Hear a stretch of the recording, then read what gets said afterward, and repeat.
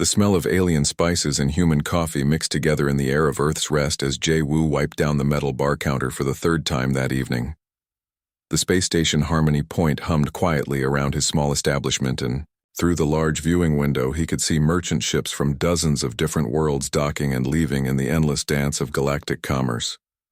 Jae-woo had run this bar for 15 years now, and in that time he had served drinks to creatures he never could have imagined in his younger days. There were the tall blue-skinned Altarians with their melodic voices who always ordered something sweet. The short, furry Bexians who drank only the strongest alcohol and laughed at everything. The elegant Valdorians with their crystal-like skin, who sipped their drinks slowly while discussing philosophy. And dozens of other species, each with their own customs and preferences. What made Jae-woo different from other human bartenders was how he treated every single customer exactly the same. It did not matter if they were wealthy merchants wearing expensive clothes or poor dock workers with dirty hands. Everyone got the same warm smile, the same careful attention to their order, and the same respectful conversation many aliens had told him over the years. That most humans they met seemed nervous or suspicious around non-humans. But Jae-woo made them feel welcome. The bar itself reflected Jae-woo's personality. It was decorated, with old photographs from Earth showing mountains and oceans and forests that most aliens had never seen. Soft human music played in the background, instrumental pieces that created a peaceful atmosphere without being too loud for conversation. The furniture was simple but comfortable with cushions that could adjust to accommodate different alien body types. Tonight was like most other nights. A few regular customers sat at their usual spots while newcomers looked around curiously at the human-themed decorations. Grimac, a massive Thraxian trader with rock-like skin, sat in the corner booth nursing his third glass of Terran whiskey while telling stories about his latest cargo run to anyone who would listen. Near the bar, 3 young Zephyrian students shared a bottle of wine and discussed their studies at the station's university. Jae-woo moved between his customers with practiced ease, refilling drinks, bringing snacks, and listening to their stories. He had heard thousands of tales over the years, stories of distant worlds and ancient civilizations, strange customs and beautiful landscapes, adventure and danger and love and loss. Each story added another layer to his understanding of the vast galaxy beyond Harmony Point. What none of his customers knew was that their friendly bartender carried secrets that would shock them all. The gentle man who remembered everyone's favorite drink and asked about their families had once been Colonel Jae-woo Kim, one of Earth's most decorated military commanders. During the expansion wars 20 years ago, he had led human forces in some of the bloodiest battles ever fought between species. The scars were still there if anyone knew how to look. A faint line across his left temple from Krillian shrapnel. A slight stiffness in his right shoulder from a Vorthan energy weapon. A barely noticeable hesitation when he moved his left hand due to nerve damage from a Nexus poison blade. But to his customers these were just signs of a man who had lived an interesting life before settling down to pour drinks. Jae-woo had earned the Silver Star, the Combat Cross, and the Galactic Service Medal, among others. He had commanded 3 different battle cruisers and led ground assault teams on hostile worlds. His tactical genius had saved human colonies from destruction, and his personal courage had inspired thousands of soldiers. But all of that felt like another lifetime now. The decision to retire had not been easy. Earth. Command had wanted him to stay, offering promotions and prestigious assignments, but after losing too many good soldiers and seeing too much death, Jae-woo had chosen peace over glory. He used his military pension and savings to buy this small bar on a neutral space station far from any war zones. His only regret was how his choice had affected his relationship with his son, Tai-ho. When Jae-woo retired from the military, Tai-ho was only 17 years old and full of anger about his father's decision. The boy had grown up hearing stories of his father's heroic deeds and could not understand why such a great warrior would choose to become a bartender. Tai-ho had left for Earth Naval Academy as soon as he turned 18. They exchanged messages occasionally, but their conversations were always strained. The young man was following in his father's footsteps, but in his own way. 5 years had passed since then, and Jae-woo knew his son was somewhere out in the galaxy serving with the fleet. But they rarely spoke about his assignments. Sometimes late at night when the bar was closed and the space station was quiet, Jay-Woo would look out at the stars and wonder if he had made the right choice. Had his retreat from military life been wisdom or cowardice? Was he truly at peace or just hiding from his responsibilities? The questions had no easy answers, but he had learned to live with uncertainty. What he did not know was that his quiet life was about to end. 3 days ago, a Krillian intelligence ship had docked at Harmony Point. The crew appeared to be ordinary traders, but they were actually elite operatives gathering information about the station's most influential residents. Their mission was part of a larger plan that would soon put Jay-Woo and many other humans in terrible danger. The Krillians had spent months studying Harmony Point through surveillance reports and spy networks. They had identified several key figures whose elimination would destabilize the station's careful balance of species cooperation. At the top of their target list was the human Bartender, who seemed to command unusual respect from aliens across the political spectrum. To the Krillian planners, Jay-Woo appeared to be exactly what he seemed: a simple businessman who happened to be unusually good at building relationships with different species. They had no idea about his military background or combat experience. In their intelligence files, he was listed simply as a potential troublemaker who might organize resistance to their future expansion plans. As Jay-Woo finished cleaning up for the night and prepared to close the bar, he had no idea that death was already planning to visit him. The assassins were already on their way, and his peaceful retirement was about to become a memory. But somewhere in the depths of space, his son Tae-ho was also moving through the darkness on a mission of his own. Soon father and son would be reunited in ways neither of them could imagine. The quiet life was ending, and the galaxy was about to learn what happened when humans were pushed too far. The 3 Krillian assassins moved through Harmony Point's docking bay like shadows in the artificial night cycle. Their leader Vex Kar stood 7 feet tall, with scales that shifted color to match his surroundings. His 2 companions, Zixmal and Raltek, were smaller but equally deadly. Each carried weapons that could kill a dozen different species, and all 3 had cybernetic implants that enhanced their natural predatory abilities. For the past week, they had watched Jay-Woo's routine with mechanical precision. Every morning he opened his bar at exactly 8 stations hours. Every evening he closed at midnight and spent another hour cleaning. He lived in a small apartment above the bar and rarely left the commercial district. His life followed predictable patterns that made him an easy target. The assassins had studied the bar's layout through public station records and casual visits disguised as customers. They knew where every table and chair was placed. They had mapped out the emergency exits and identified potential weapons or hiding places. They had even tested the communications jamming equipment that would prevent Jay-Woo from calling for help. Vex Kar reviewed their mission parameters one final time. The kill had to look accidental or like a robbery gone wrong. The Krillian Empire could not afford to have this traced back to them. While they prepared for larger operations against human space stations, they needed Jay-Woo eliminated because their intelligence suggested he had unusual influence over the alien merchants who used Harmony Point as a trade hub. What the Krillians did not understand was how wrong their intelligence was.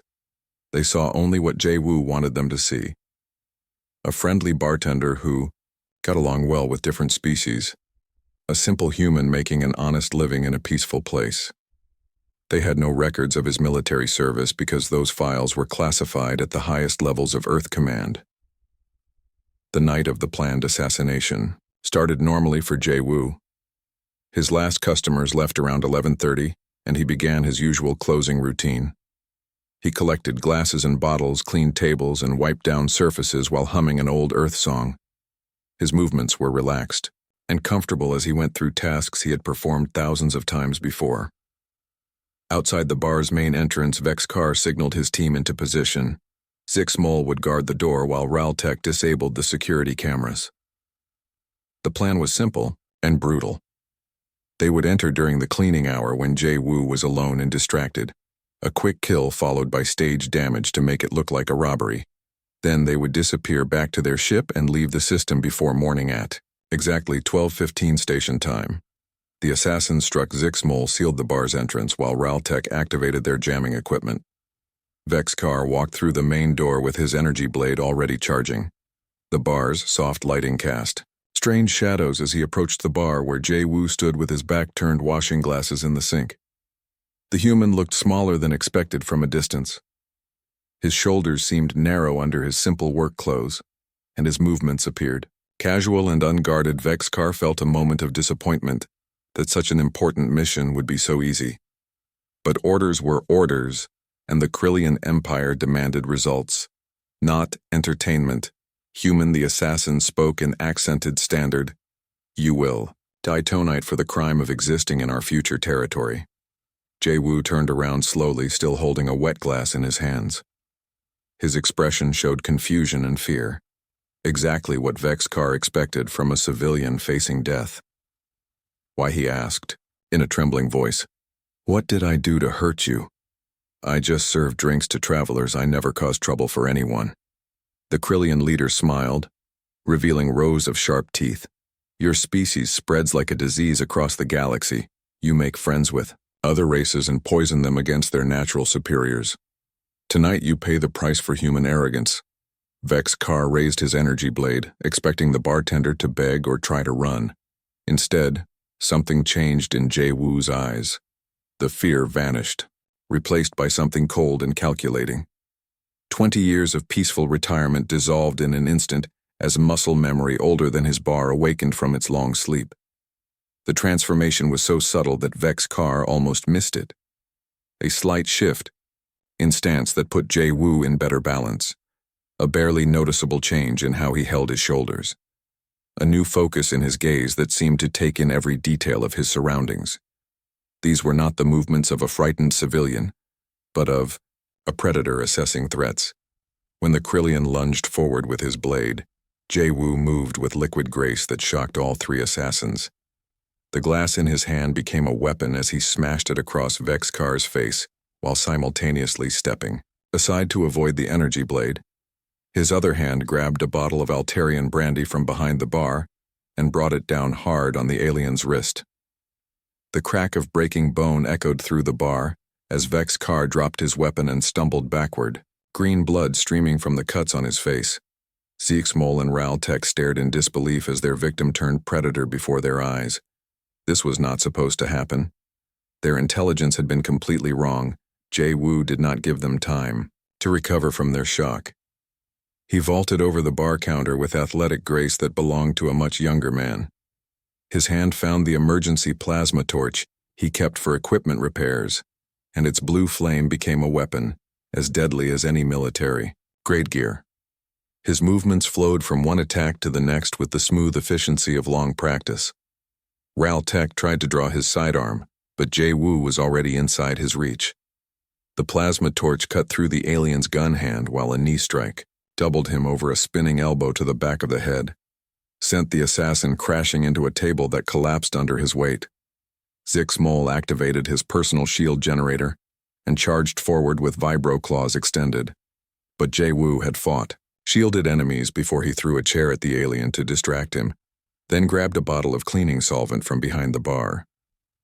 The chemical ate through the shield projector in seconds, leaving Zixmol vulnerable to the broken bottle that opened his throat. In less than 3 minutes, 2 assassins were dead and their leader was crawling toward the exit, leaving a trail of green blood. Jay-Woo followed him calmly, his expression showing no emotion as he grabbed Vexcar by his damaged arm and dragged him back into the center of the bar. The Krillian looked up at his intended victim with new understanding and growing fear. This was not a bartender. This was a warrior who had been hiding in plain sight. The scars he could now see told stories of battles fought and won. The steady hands that poured drinks had once held weapons of war. The gentle voice that welcomed customers could command soldiers in combat. Tell me why you came here, Jay-Woo said quietly, and Vexcar heard death in those simple words. The docking bay of Harmony Point had never seen anything like the Shadow Walker as it settled into berth 17 with mechanical precision. The sleek black vessel appeared to be a standard courier ship, but trained eyes could spot the hidden weapon ports and reinforced hull that marked it as a military craft station. Security noticed, but chose to ignore the irregularities after receiving coded instructions from Earth. Diplomatic channels, Tae-ho stepped off his ship wearing civilian clothes but moving with the controlled grace of a predator. His 5 team members followed behind, carrying innocent-looking bags that contained enough firepower to level a city block. They had studied the station's layout during their approach and already identified 3 different routes to Earth's rest. The reunion between father and son happened in the back room of the bar. While Ghost Squad secured the premises, Jae-woo looked older than Tae-ho remembered, but his eyes still held the sharp intelligence that had made him a legendary commander. The young officer felt a moment of awkwardness before his father pulled him into a fierce embrace that said everything words could not. "I am sorry. I left the military." Son Jae-woo said quietly. "I thought I could find peace, but running from war only delays its arrival." "I understand now," Tae-ho replied. "You were not abandoning your duty. You were choosing a different kind of service, but the time for peace is over." They spent the next hour sharing information about their respective situations. Jae-woo described the assassination attempt and what he had learned from interrogating Vex's car, while Tae-ho explained Ghost Squad's mission and the intelligence they had gathered about Krillian movements. The picture that emerged was worse than either had imagined. The enemy was not just targeting influential humans, but systematically eliminating anyone who might organize resistance to invasion. Military commanders were dying in accidents. Scientists were disappearing. Politicians were being assassinated. Business leaders who traded with alien species were being murdered. The pattern was clear preparation for conquest. More importantly, Vex Carr had revealed under interrogation that the Krillian Empire had been planning this operation for over a year. They had infiltrated dozens of space stations and colonies, identifying key targets and studying human defensive capabilities. The assassinations were just the beginning of a campaign that would end with full-scale military invasion. "We cannot stop them with conventional tactics," Jae-woo said as he studied the intelligence reports. "They have too many advantages in numbers and preparation. But we can make them pay such a high price for every human life that their political support collapses." Tae-ho nodded, understanding his father's strategic thinking. "Ghost Squad specializes in asymmetric warfare. We make the enemy afraid to leave their bases, afraid to trust their intelligence, afraid to operate in human space." The 2 men worked together to transform Earth's Rest into a command center, disguised as a civilian bar. The furniture was rearranged to provide better fields of fire. Windows were reinforced with transparent armor. Emergency supplies were hidden throughout the building. Communications equipment was installed in the basement. Ghost Squad adapted to their new environment with professional efficiency. Ji-hun found sniper positions that covered all approaches to the bar. Boare placed explosive charges in locations that would channel attackers into kill zones. Dongwoo tapped into the station's communication network and began monitoring all traffic. Sujin set up a medical station that could treat wounds from energy. Weapons Hyun-woo prepared escape routes and contingency plans. The first test of their new partnership came within 24 hours when a Krillian kill team arrived to investigate why Vex Carr's team had not reported in. The 5 aliens tried to approach the bar casually, but their movements were tracked by sensors Ghost Squad had placed throughout the commercial district. Contact movement on level 7. Ji-hun reported from his overwatch position, 5 targets approaching from the main corridor armed with energy weapons and wearing body armor. Jae-woo felt the familiar rush of combat adrenaline as he took position behind the bar. This time he was not caught off guard, and he was not alone. His son crouched beside him, checking his assault rifle while the rest of Ghost Squad moved to their assigned positions. The Krillians entered through the main door expecting to find evidence of their missing teammates. Instead, they walked into a carefully prepared ambush. Boras charges sealed the exits while Ji-hun eliminated their leader with a perfect headshot. Dongwoo jammed their communications while Sujin provided covering fire from the medical station. The fight lasted less than 3 minutes and ended with 5 more dead. Krillian's Jae-woo and Tae-ho worked together with an efficiency that surprised both of them. The older man's experience combined with the younger man's training created something deadlier than either could achieve alone. "This is just the beginning," Tae-ho said as they cleaned up after the fight. "Our intelligence suggests at least 40 more operatives in the system alone. Then we hunt them all," his father replied. I spent 20 years trying to forget how to wage war. Now I remember why I was good at it. Over the next week, father and son led Ghost Squad in a campaign of targeted strikes against Krillian assets throughout the Harmony Point system. Every safe house was raided, every communication node was destroyed, every supply cache was captured or eliminated. The aliens found themselves cut off from their command structure and unable to coordinate their operations. The psychological effect was exactly what Jay Wu had planned. The surviving Krillians became paranoid and defensive, abandoning their assassination missions to focus on survival. They sent increasingly desperate messages back to their commanders requesting reinforcements and extraction. But the most important victory was the intelligence they gathered from captured equipment and interrogated prisoners. The location of the main Krillian base was confirmed to be in the Kepler asteroid field, along with detailed information about their military capabilities and invasion timeline. Earth Command could not officially acknowledge the operation, but Admiral Park sent coded messages of congratulations along with additional resources. The success at Harmony Point was inspiring similar resistance efforts at other locations where human civilians were under attack. Word began to spread through the galactic underground networks about what was happening. Stories of a bartender and his soldier son who had turned the hunters into the hunted alien merchants, who had been friends with Jay Wu for years, suddenly saw him in a new light. The gentle human who served drinks was also a warrior who would kill to protect his community. The Krillian Empire responded by dispatching their most elite military unit to Harmony Point. The Shadow Claws were not assassins or spies but frontline combat troops trained for planetary assault. They arrived in force with military-grade weapons and armor expecting to crush the human resistance through superior firepower. But they made the same mistake their predecessors had made. They underestimated what humans were capable of when fighting for family. The approaching battle would prove that some lessons could only be learned through blood. Vexcar lay bleeding on the floor of Earth's Rest, staring up at the human who had just destroyed his entire assassination team. The bartender stood over him, holding a plasma torch that still glowed with deadly heat, but his expression remained calm and controlled.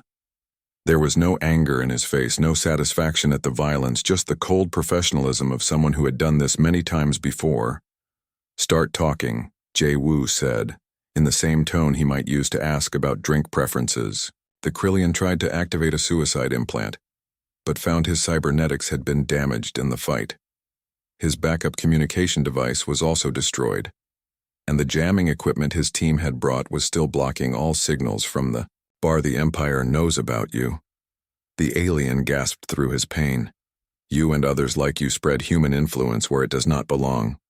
Our commanders decided you must die before you cause more problems for our expansion plans." "How many others are marked for death?" Jay Wu asked as he used bar towels to tie tourniquets on the assassin's wounds. He needed information more than revenge, and a dead alien could not answer questions. "Dozens across 12 systems." Vexcar replied, hoping cooperation might save his life. "Important humans who have gained alien friends or influence. Our strike teams are already moving against them." This was just the beginning of a larger operation. Jay Wu felt ice form in his stomach as the implications became clear. The Krillian Empire was not just targeting him, but launching a coordinated campaign against human civilians throughout the galaxy. This was how wars began, with seemingly random attacks that prepared the ground for larger invasions. He pulled out his personal communicator, but the jamming field was still active. Moving to the assassin's equipment, he found the control device and shut down their blocking signal. Immediately, his comm unit came alive with missed messages and priority alerts. His bar might be a peaceful place, but Jay Wu had never completely cut his ties to Earth Command. The first message was from Admiral Park Hai-Jin, his former commanding officer, and one of the few people who knew his real background. "Jay Wu," she said, "in the recorded message we have reports of attacks on human civilians across the Outer Rim. If you receive this, contact me immediately through secure channels. Your expertise may be needed." The second message made his blood run cold. It was from his son Taeho, sent just 6 hours earlier. "Dad, I tried calling but got no answer. Hope everything is okay at the bar. We are being deployed on an emergency mission and communications will be restricted for a while. Will contact you when I can. Love you, J. Wu stared at the message timestamp and felt 20 years of peaceful retirement crumble around him. His son was somewhere in the galaxy, possibly walking into the same trap that had just sprung around him. The boy had no idea that Krillian assassins were hunting humans across multiple star systems. Using his old military access codes, Jay Wu connected to Earth Command's secure network. The encryption was different now, but his clearance level was still valid. After several minutes of authentication, Protocol's Admiral Park's face appeared on his screen. "Colonel Kim," she said using his old rank, "I should have expected you would surface in the middle of this mess. Are you secure for now?" Jay Wu replied, "But 3 Krillian assassins just tried to kill. Me 2 are dead, and I have the 3rd for interrogation. They mentioned a coordinated campaign against human civilians.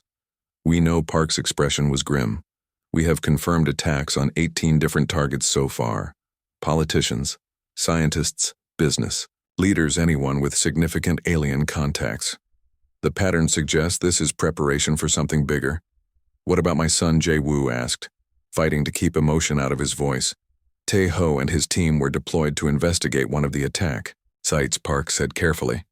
"They are the best we have." Jay Wu, "But the enemy seems to know our capabilities better than expected.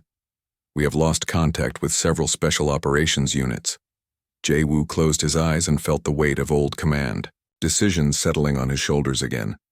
He had retired to escape this feeling, the knowledge that his choices would determine who lived and who died, but running away had only delayed the inevitable return of war. "I need extraction for my prisoner, and full intelligence briefings on the Krillian operation," he said, shifting into the tone of voice that had once commanded battle fleets.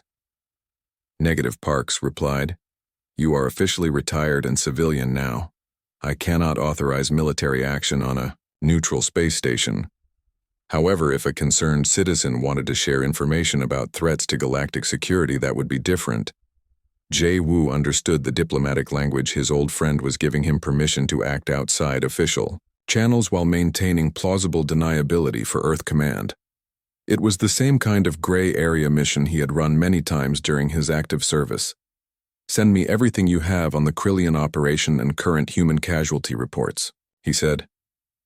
"Also, I need the last known position of Ghost Squad." Parks hesitated before answering.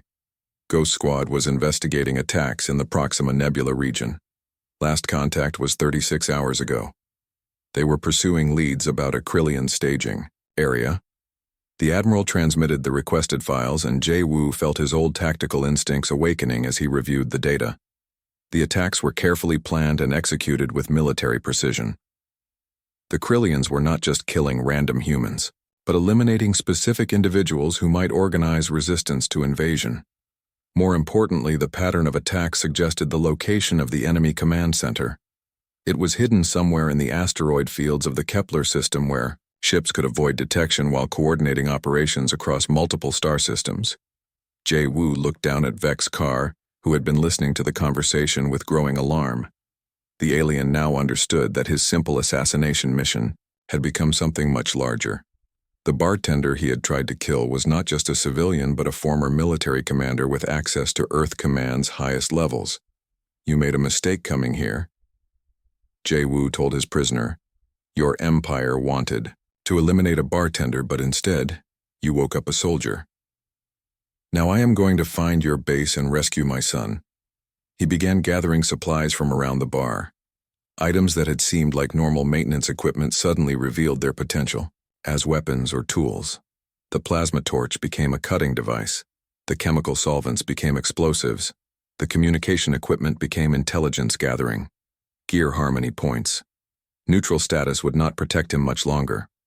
Once word spread about the fight in his bar, both sides would consider the station compromised, but that also meant he had nothing left to lose. The quiet life he had built was ending whether he wanted it or not, as he prepared to leave his bar for what might be the last time. Jay Wu felt something he had not experienced in 20 years.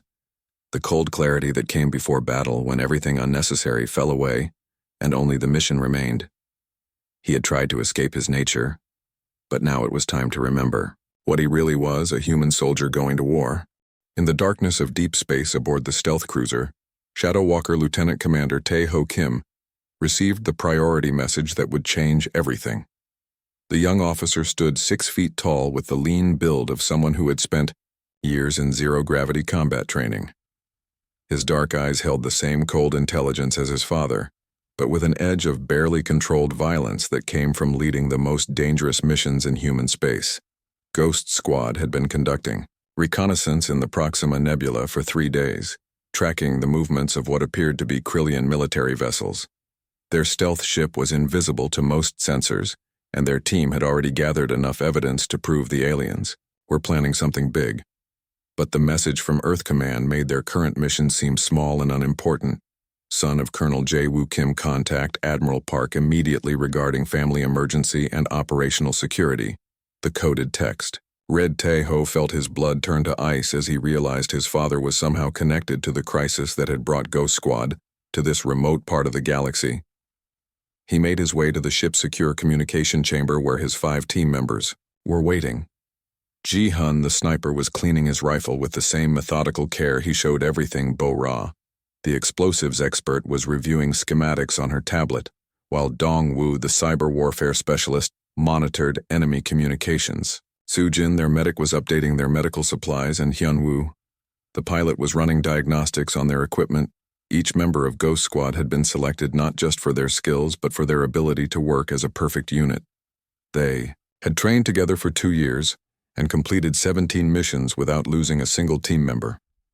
Their success rate was 100%, and their reputation among enemies was growing into legend. Admiral Park appeared on the secure screen. Within minutes, her expression showing the strain of coordinating responses to attacks across multiple star systems. Tae-ho, she said, your father is alive, but 3 Krillian assassins tried to kill him at his bar. The enemy is targeting human civilians across the galaxy, and we believe this is preparation for invasion. Tae-ho felt rage building in his chest but forced his voice to remain steady. What is our mission? Admiral. That is complicated, she replied. Your father has requested extraction to a staging area where he can coordinate counter-operations against the Krillian command structure. Normally I would refuse, but his intelligence about enemy plans may be vital to preventing a wider war. The young commander understood the politics behind. Her words. Earth Command could not officially authorize military action on neutral territory, but they needed someone to act outside normal channels. His father was the perfect choice because he was technically a civilian while having the skills and knowledge to lead special operations.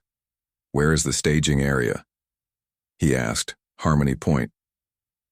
Admiral Park said, your father's bar will serve as an unofficial base of operations.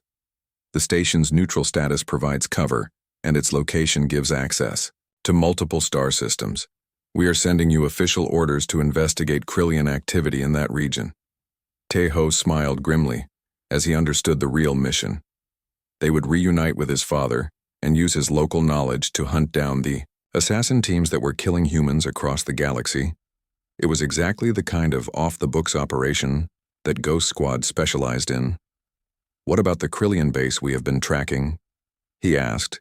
Continue surveillance but prepare to abandon that mission if necessary. Admiral Park said the assassinations are a more immediate threat, and your father's information may lead us to the same target through different means. After the communication ended, Tae-ho gathered his team in the briefing room and explained their new mission. The reactions were immediate and predictable. Ji-hun began calculating travel times and supply requirements. Bo-ra started planning how to turn a civilian bar into a military base. Dong-woo accessed intelligence files about Harmony Point, while Soo-jin reviewed medical data about different alien species. Hyun-woo was already plotting their course before anyone asked him. The Shadow Walker could reach Harmony Point in 18 hours if they pushed their engines to maximum efficiency. That would put them at the space station just as the first wave of revenge attacks began. Sir Bo-ra said, looking up from her tablet, I have been reviewing the schematics for Harmony Point. The station has good defensive positions, but limited escape routes. If we get trapped there, we will need to fight our way out. That is acceptable. Tae-ho replied, we are not running from this fight anymore. The enemy made a mistake targeting civilians. They are about to learn what happens when they threaten human families. The team spent the next few hours preparing for what they all knew would be their most dangerous mission. Every piece of equipment was checked and rechecked, weapons were cleaned and loaded, medical supplies were, organized communications gear was tested. Explosive charges were prepared and hidden in innocent-looking containers. Ji-hun modified his sniper rifle for use in the confined spaces of a space station, while Bo-Ara created demolition charges that looked like common electronics. Dong-Woo prepared cyber warfare tools that could hack into any system on Harmony Point, and Su-Jin made sure their medical bay could handle casualties from multiple species as they traveled through hyperspace toward their destination. Tae-ho found himself thinking about his father for the first time in months. When he was young, his dad had seemed like the greatest hero in the galaxy, a decorated commander who had won impossible battles and saved countless lives. But when Colonel Kim chose retirement over continued service, Tae-ho had felt betrayed and abandoned. Now he understood that his father's choice had been about more than just avoiding war. The older man had seen enough death and wanted to build something peaceful instead of just destroying enemies. It was a wisdom that came with experience, but also a luxury that could only exist when others were willing to fight. The Shadow Walker dropped out of hyperspace at the edge of the Harmony Point system and immediately began scanning for threats. Hyun-woo piloted them through the shipping lanes, while Dong-Woo monitored communications traffic. Everything appeared normal on the surface, but Ghost Squad had learned to look beneath obvious appearances. "Sir," Dong-Woo reported, "I am picking up unusual encrypted transmissions between several ships that arrived in the past week. The patterns match Krillian military codes, but the vessels are registered as civilian traders." "How many?" Tae-ho asked. "At least 5. Ships with full crews, probably 40 to 50 operatives total. They appear to be coordinating something, but I cannot break their encryption without more time." Tae-ho made a command decision that would define everything that followed. "We are going in fast and hard," he told his team.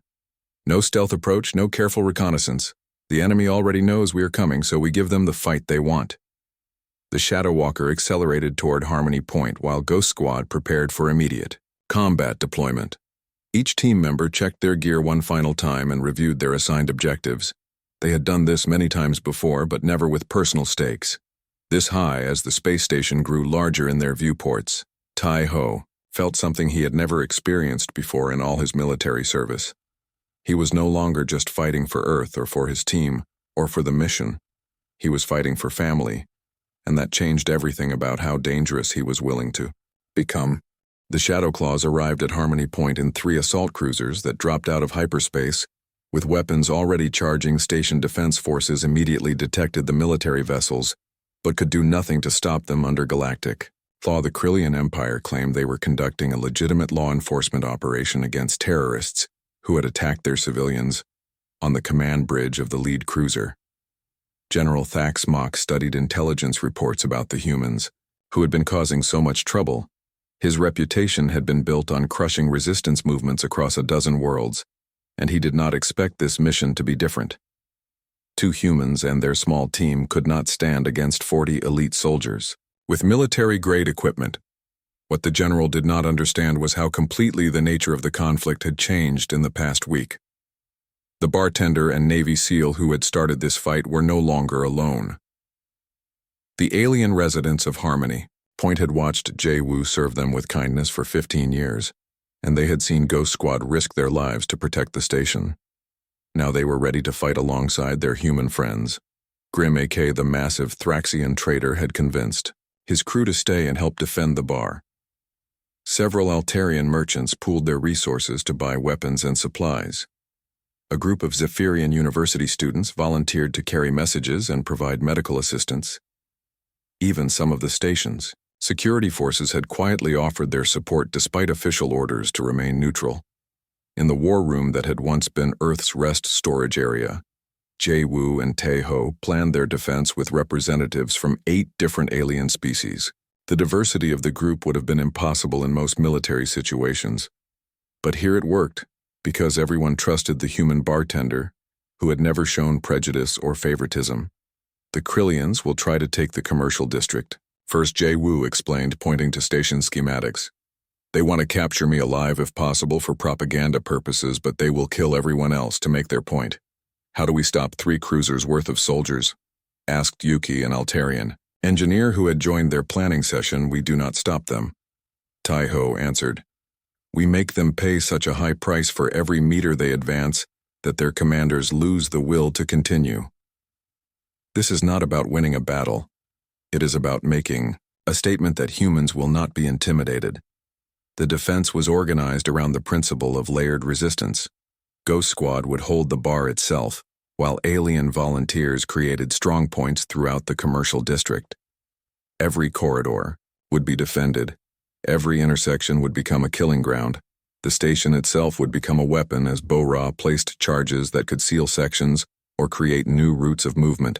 General Thax Mok began his assault at exactly 0800 station time, expecting to overwhelm the defenders through superior firepower and numbers.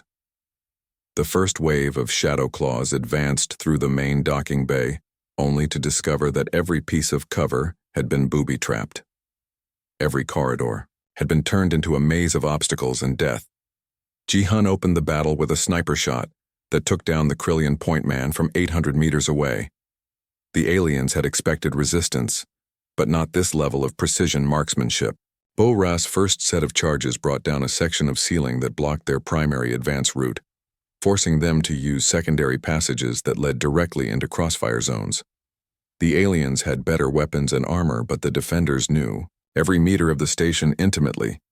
Grim AK used his knowledge of cargo handling systems to drop shipping containers on advancing troops. Yuki rerouted power systems to create electrical traps. Zephyrian students used maintenance tunnels to attack from unexpected directions. For 6 hours, the battle raged through the commercial district, with neither side able to gain decisive advantage. The Krillians had the firepower to break through any single defensive position, but every victory cost them soldiers and equipment they could not replace. The defenders lost ground slowly but made the enemy pay for every advance. The turning point came when General Thax Mok decided to end the stalemate by personally leading an assault on Earth's rest. He believed that killing or capturing the human leaders would break the resistance and allow his forces to secure the station. His tactical assessment was correct, but he had made one crucial error in his calculations. He had underestimated what Wu and Tai-Ho could accomplish when fighting together as a team. The father and son had spent the entire battle learning to coordinate their different skill sets. The older man's strategic thinking combined with the younger man's tactical expertise created something neither could achieve alone. When the general and his elite guard entered the bar, they found it apparently empty. The lights were dim, and furniture was scattered as if the defenders had fled in panic. But Wu and Tai-Ho were waiting in carefully prepared positions with overlapping fields of fire and multiple escape routes planned. The fight that followed became legend among both human and alien military circles. General Thax Mok was a veteran of 100 battles, and his guards were the finest soldiers the Krillian Empire could produce. But they were facing opponents who had been shaped by different kinds of warfare. Wu moved like a man half his age, using every object in the bar as either weapon or cover. His plasma torch cut through Krillian armor, while his knowledge of alien anatomy told him exactly where to strike for maximum effect. Tai-Ho flowed around the battlefield like liquid death, his assault rifle picking off targets with mechanical precision, while his combat knife found gaps in enemy defenses. The general realized too late that he was not fighting bartenders or even soldiers. He was facing warriors who represented everything humans could become when pushed beyond their limits. The friendly species that served drinks had become an apex predator. The young officer who followed orders had become a force of nature. In desperation, Thax Mok activated a personal shield generator and challenged Tai-Ho to single combat, believing his superior size and strength would give him victory. But the human had been trained in zero-gravity combat, where size meant nothing and mass could become a disadvantage. The duel ended when Tai-Ho used a move his father had taught him years ago, combining old military techniques with modern special forces training. The general died, realizing that he had not just lost a battle but had been outmatched by a superior warrior tradition. With their leader dead and half their forces eliminated, the surviving Shadow Claws retreated to their ships and fled the system.